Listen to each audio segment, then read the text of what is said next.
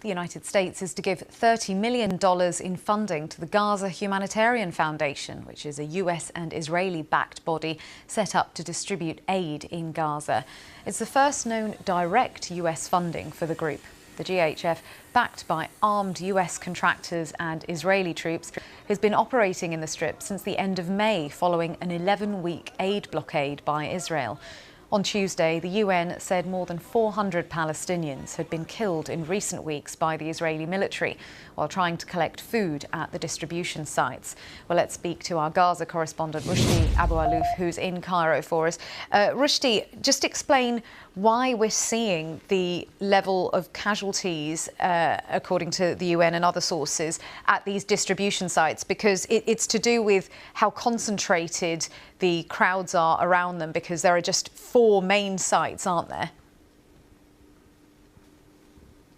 Yeah, and all of them are in the south, not in the north, where half of the population exists. You know, in the south, they have 4 distribution centers, 2 in Rafah, 1 in Khan Yunis, and 1 in the middle camps. And it's all in an area under Israeli security control. So there is always a presence of Israeli troops around, not inside the centers. And we see every night thousands of people. They gather, they queue, and then they push towards the center under darkness where the troops are there.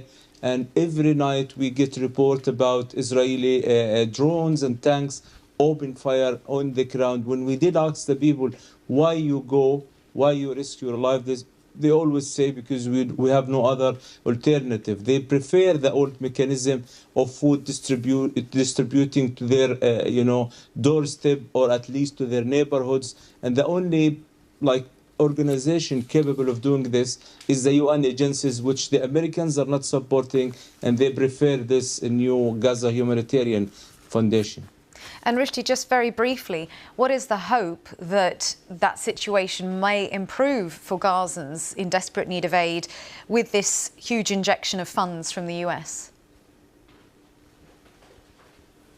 Well, from Gaza point of view and Palestine, the people who work in this organization, $30 million is very little comparing to what is needed.